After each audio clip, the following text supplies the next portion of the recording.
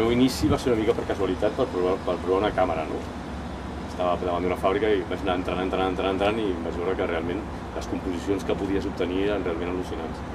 Però quan estàs a dintre i, no sé, tens un sentiment diferent de tot. O sigui, pel que tu dius, si estàs en un lloc que no ha passat el temps, o que ha passat però continua havent-hi les coses d'abans, pots trobar veritables museus adormits dintre de segons quin lloc.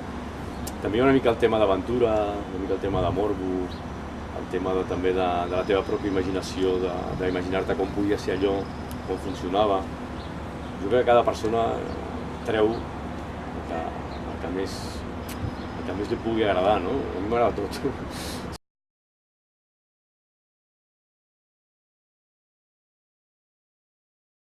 Un dels més antics és el casino de la Rabassada.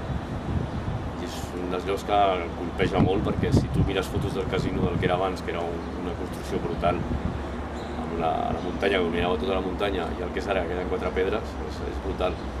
Ara tot just fa 100 anys. Saber que allò funcionava feia 300-400 anys és la pena.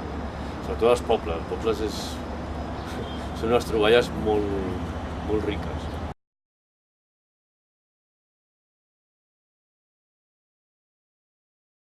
De moltes maneres. Per casualitat passa molt.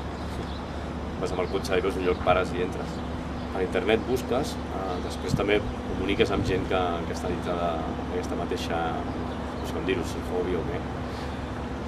Tot i que no ens ho diem molt. O sigui, no acostumes a dir els llocs. Els tens molt reservats per tu o per la gent molt propera a tu. O sigui, jo he anat molt temps sol.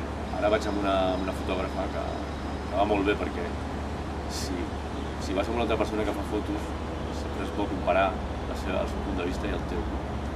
I tant, amb dues sorpreses, l'altre també són dues sorpreses, de com enfoques una cosa i com la veus i com la fas passar per la càmera.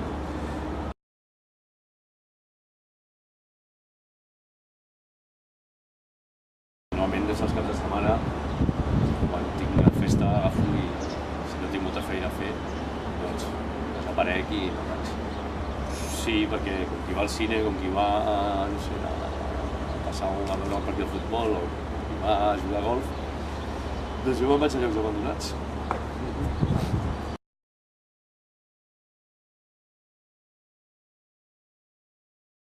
La policia no, però els vigilants de segons quin lloc sí.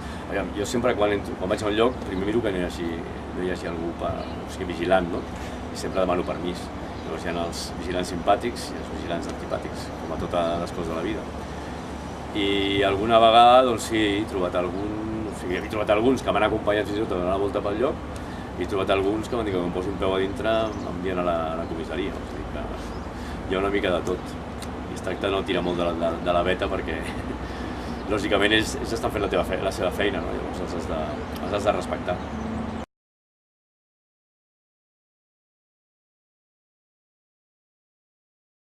Tinc un blog i tinc una web i no tinc pràcticament penjat res de llocs abandonats. Ara estem fent, amb Angle Editorial, un blog per penjar les fotos dels llocs. Suposo que en un mes i mig ho tindrem bastant avançat. Però no sé per què, però no les he penjat, les tinc molt com si fossin un tresor per mi.